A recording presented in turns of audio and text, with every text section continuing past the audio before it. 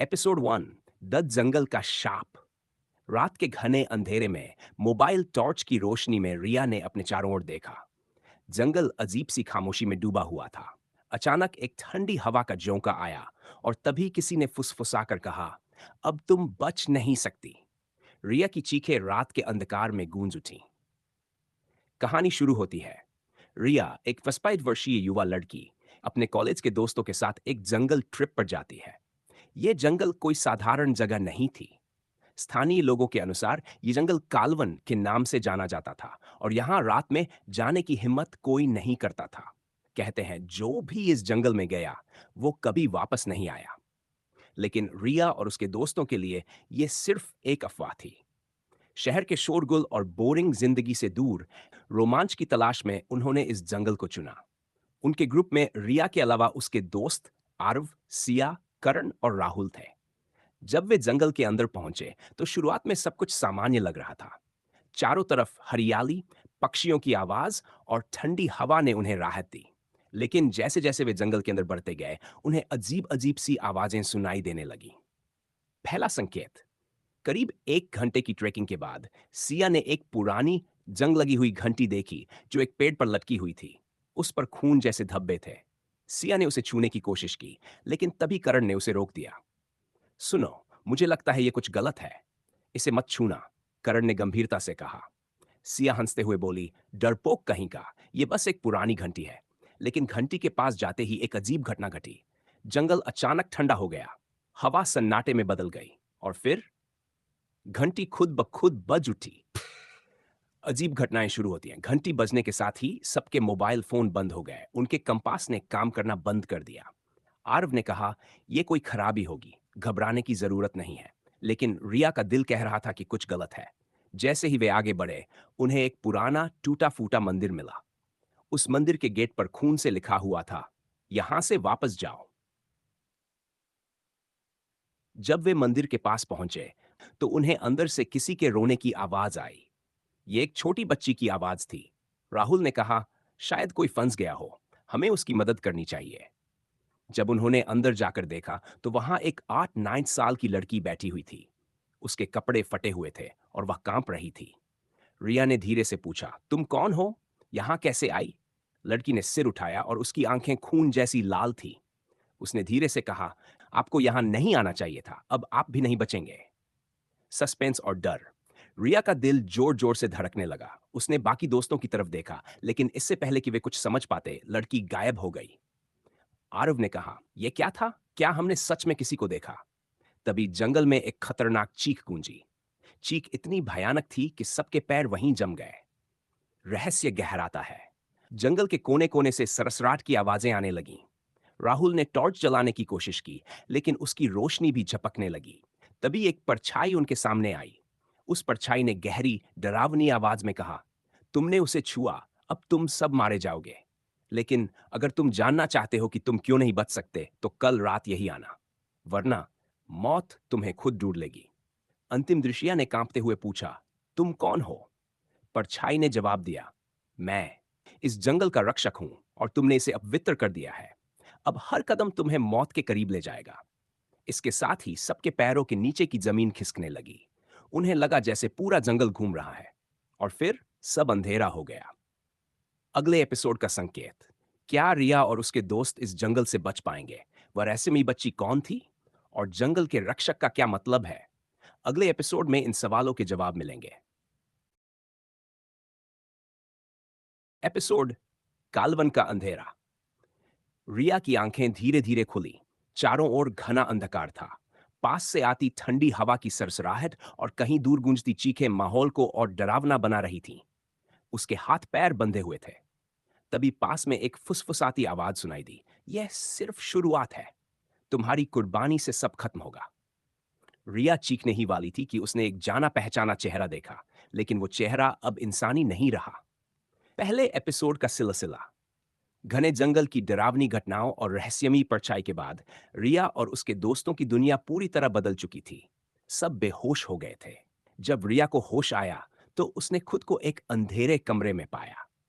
रहस्यमय कमरा। यह कमरा एक प्राचीन मंदिर का हिस्सा लग रहा था।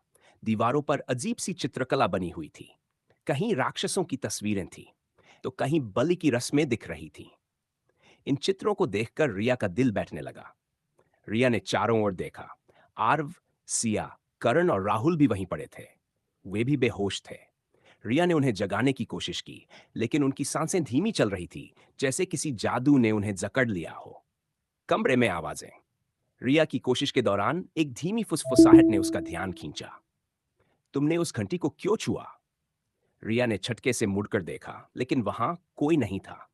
फिर वही आवाज गूंजी। तुमने एक पुराने अभिशाप को जगा दिया है। इस बार आवाज पास की दीवार से आई। रिया ने गौर से देखा। दीवार पर बना एक चेहरा धीरे धीरे हिलने लगा। उसकी आंखें लाल हो गईं और वह सीधे रिया को घूरने लगा। अभिशाप का खुलासा। सैकड़ों साल पहले इस जंगल में एक राक्षसी आत्मा को बांधा गया था। वह घंटी इस जंगल को उसकी बुराई से बचाने के लिए लगाई गई थी, लेकिन तुमने उसे छूकर यह संतुलन तोड़ दिया है। अब वह आत्मा आजाद है और तुम सब उसकी अगली बलि हो। रिया घबराकर पीछे हट गई। उसने सोचा कि यह सब एक सपना है, लेकिन दीवार का चेहरा उसे और गहराई से घूरने लगा। अगर तुम इस अभिशाप से बचना चाहती हो, तो तुम्हें उसके सवालों के जवाब देने होंगे। दोस्तों का अजीब व्यवहार। तभी सिया की आंखें खुली, लेकिन वह सिया नहीं लग रही थी। उसकी आंखें लाल थीं और वह अजीब सी आवाज में बोलने लगी, "यह जगह तुम्हें जिंदा नहीं छोड़ेगी। अगर बचना है तो बलि देनी होगी।"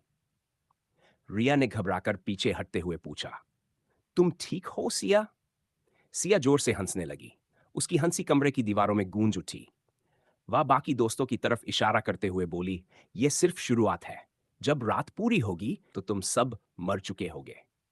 भागने की कोशिश। रिया ने हिम्मत जुटाई और कमरे का दरवाजा ढूंढने लगी। दरवाजा लोहे का था और उस पर खून से कुछ लिखा था, "जो इस जंगल का राज जानेगा वो कभी वापस नहीं लौटेगा।" रिया ने दरवाजा खोलने की कोशिश की, लेकिन तभी आरव जाग गया। उसने रिया को रोका और कहा, "यह दरवाजा मत खोलो। यह हमें और गहरे ले जाएगा।" रिया ने कहा, "तो और क्या करें? यहां बैठे बैठे मरने का इंतजार करें।" आरव ने बताया कि उसे एक सपना आया था। उस सपने में एक बूढ़ा आदमी उसे एक रास्ता दिखा रहा था। वह रास्ता मंदिर के पीछे एक गुफा की ओर जाता था। उस गुफा में एक मंत्र लिखा हुआ था जो इस अभिशाप को खत्म कर सकता था। गुफा की तलाश। रिया और आरव ने गुफा तक पहुंचने का फैसला किया, लेकिन सिया, करण और राहुल का व्यवहार अजीब हो गया था। वे अब उनके जैसे नहीं लग रहे थे। सिया बार बार जोर से हंस रही थी।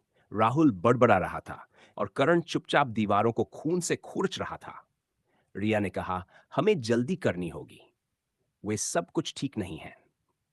मंदिर का डरावना रास्ता। मंदिर से बाहर निकलने का रास्ता एक लंबी सुरंग से होकर गुजरता था। सुरंग में हर कदम पर अजीब आकृतियां और फुसफुसाती आवाजें सुनाई देती थीं। जब वे सुरंग से बाहर निकले, तो उनके सामने वही बच्ची खड़ी थी जो उन्होंने पहले देखी थी। बच्ची ने कहा, "गुफा तक पहुंचने के लिए तुम्हें बलि देनी होगी, लेकिन याद रखना, जो बलि देगा वही बच पाएगा।" रिया ने गुस्से से कहा, "हम तुम्हारे खेल का हिस्सा नहीं बनेंगे। हमें रास्ता बताओ।" बच्ची जोर से चीखी और गायब हो गई।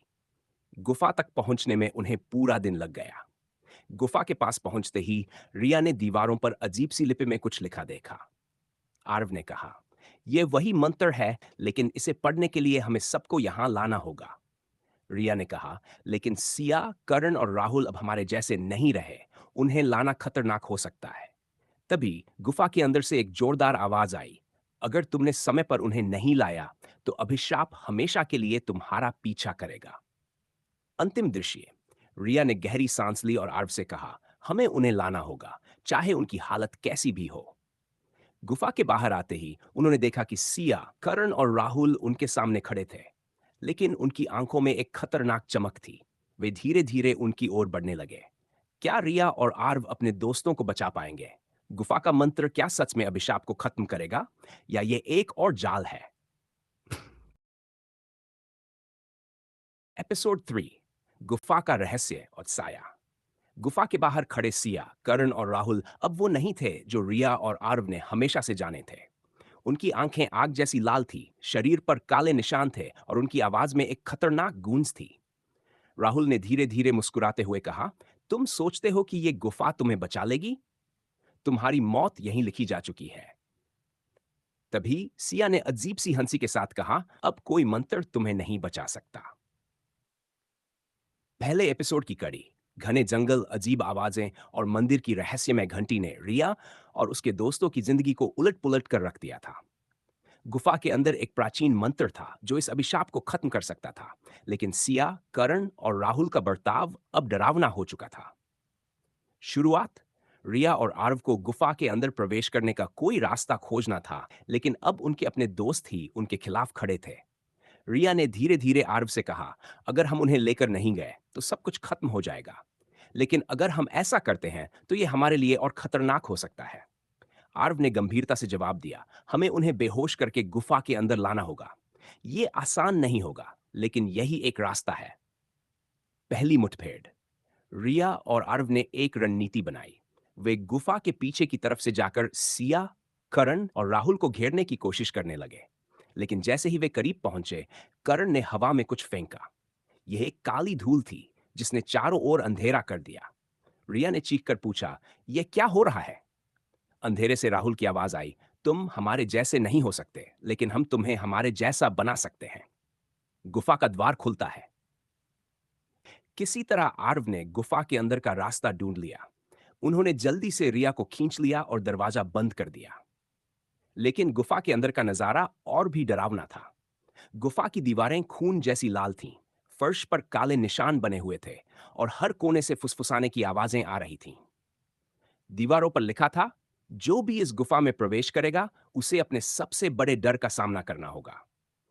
गुफा की परछाई, रिया और आर्व धीरे धीरे आगे बढ़ने लगे।